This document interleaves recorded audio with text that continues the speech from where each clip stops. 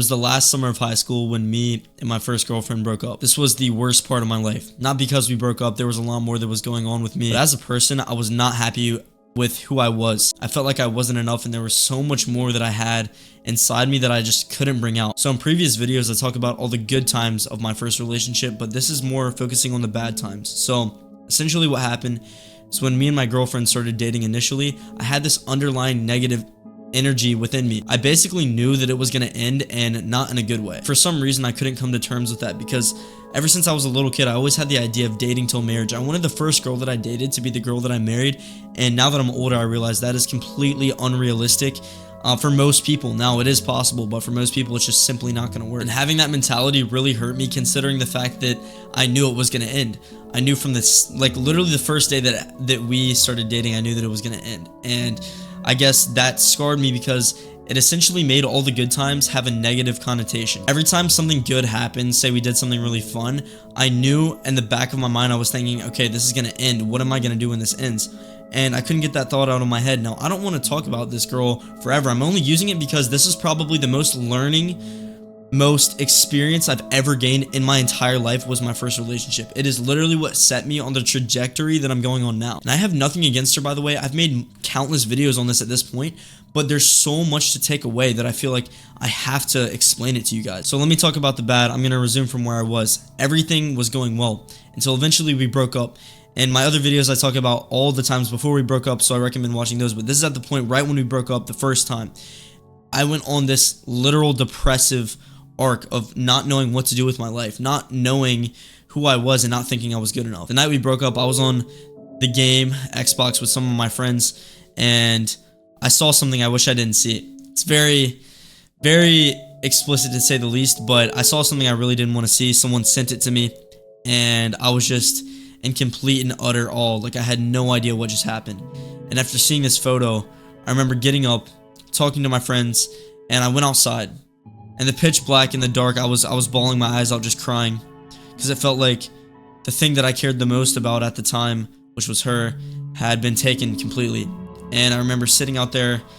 I went across the street. There was this church parking lot. It was pitch black. There was one spotlight on me, and I walked out there, and I was just gasping for air, not knowing what to do.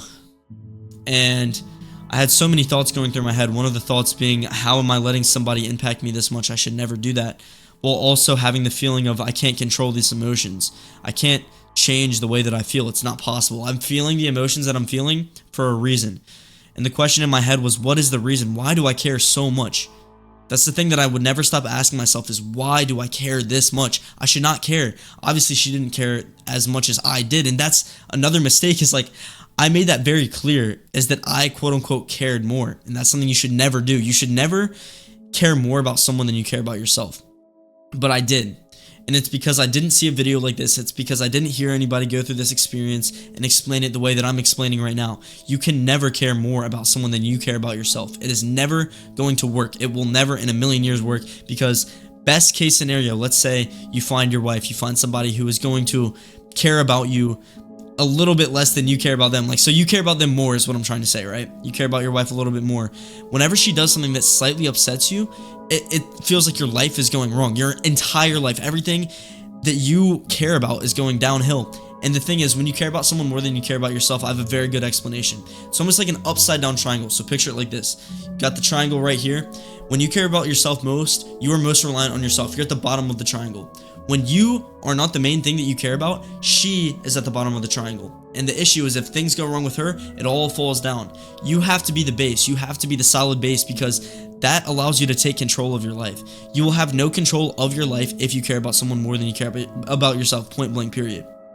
And when I was sitting in that parking lot, I had that realization of, I don't care about myself enough. And this is where it really started to go downhill a lot worse. So I was on the phone with my friend. I'm not going to say his name, but I was on the phone and I was telling him I was walking in complete distress, gasping for air. Like I said, this was a literal, it felt like I just got punched in the stomach. I don't know what it was. I had a physical reaction to the picture that I saw. Physical, like I felt sick. I was about to throw up. I'm wandering in the street. I don't even have a shirt on. I'm just wearing shoes and shorts. That's all I'm wearing. I didn't know what to do. The amount of, like, it felt like static electricity going through me, right? So I call my friend. I'm like, bro, I'm about to do something I don't want to do. Like, I can't take this. I just remember I kept saying I can't. And looking back, it's like, what could I not do? Why was I saying I can't? What I realized is I was saying that because I can't do this. I can't prioritize someone over myself. I can't make a good life out of what I have, the cards that I have dealt to me. I can't make a good life out of that if I just keep doing this. And the reason I think I was saying I can't is because I can't take it anymore. I was done. This was a pivotal point in my life. This was the time that everything turned around. When I say everything, I'm saying the content, the amount of money I made, my grades in school, everything turned around at this point. And me saying I can't, I think symbolized the fact that I knew that I needed to make a change that night. So something got really deep into me and I wanted to do crazy things. I'm not joking, and I'm saying this for your information, and I don't want you to feel bad for me. I don't want you to feel any sort of way, but I was thinking about self-harm to the next level. I was standing in the middle of the road where it was a busy road, there's cars and stuff, and I was thinking, like, I wanted to, like, literally step in front of a car. Like, it was that level. And I'm not saying that I want you to feel bad for me. I'm saying that if there's anything I can learn, I don't want this experience to go to waste. I don't want my horrible experience to go to waste. And let's be real here, most guys, there's so many guys in America that are literally unaliving themselves over a girl, bro. A girl. A literal girl. You can never do that. And like, I was this close. I was this close, guys. And I'm not saying this, I don't want empathy. All I want, if there's anything you can gain from this, I don't want you to feel bad. I don't want you to necessarily relate to me. All I want is for you and me to learn from this. What I learned is that you can never in a million years put that much value to someone. You can never. Nobody's that valuable. Nobody's that valuable aside from yourself, because you're the only person that will be there forever. So let's go back to that moment. I'm sitting there. I literally want to unalive myself. I've called 3 of my friends. I'm crying. I'm bawling my eyes out. I can barely see. My eyes are red. I'm gasping for air. I lay down on the side of the road. And I remember this. There's cars driving by me. I'm laying down on the road. At any moment, if any car went slightly off, I'm getting hit. 100% ran over. And I'm laying in the side of the road, no shirt. I feel the gravel and I feel the grass and I feel like little bugs crawling on me because I have no shirt on and my back is like, I have sensitive skin, right? So my back was all red. It looked like somebody had attacked me, but it was me just laying in the road trying to think about my life, just crying and just having the most emotional period of my life. I've had a lot of bad things happen to me. This was by far the worst. It takes the cake. At least at this point in time, there was nothing worse in my life that had happened to me that had affected me that much. And I'm just laying there and now I'm in physical pain because I feel these like rocks digging into my back. So I stand up. The next thing I think to do is I just start running. I'm trying to get my mind off of it. What I realize is you have two beings. You have your mental and you have your physical. I'm thinking, okay, if I can at least make my physical body feel something that's not horrible, I can make it out of this, right? So I start running. I could say that night I probably ran 2-3 miles. I don't know. I just ran with no distance, no location, nothing I was trying to reach. There was no goal in mind other than make it out of this situation. Get my mind to a different place. I can't do this. Okay? After I got home from running, I sat down and I just thought, I'm cleared up at this point. My eyes are no longer watering. They're still dead red. They're dry and my skin is literally like crusty from the tears because I cried that much. I remember sitting there and thinking, okay, I need to make a plan. What am I going to do to turn my life around? What am I going to do to never experience this again? And I tried to understand and tried to use this, but I hadn't learned yet. I had not learned to the full extent that I should have about girls, what I should know, okay? So the next thing I did is I went on a spree. I found all these girls. I started hitting them up. I hung out with them. We did things. I did things that I regret. I wish I didn't go from girl to girl to girl, but that's what I did. And that's me being transparent. I wish I didn't do these things. And after being with all these girls, what I understood is that it did nothing. Nothing. It's so cliche to hear that, oh, girls aren't going to do anything. Yeah, you focus on yourself. It's real. You need to focus on yourself, because what I was doing is I was taking a fallen pyramid, like I was saying, the upside down triangle. It was fallen. It was crashed. And I was taking this fallen pyramid and I was trying to rebuild it from the second block. No, you can't do that. You have to rebuild it from the base, the bottom. If you don't build a base, it's going to fall over again. And that's the mistake that I made. I went to these other girls, and that's building from the middle. You can never build from the middle. You have to build from the bottom, because that's where we all start. And I got with all these girls, and it only made things worse.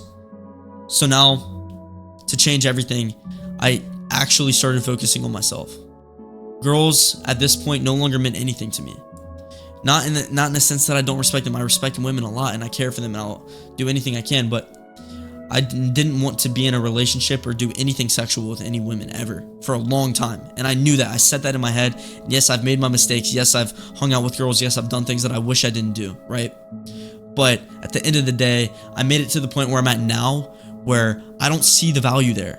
If I can't find a girl at the top of my life, I don't want her. It's not going to work.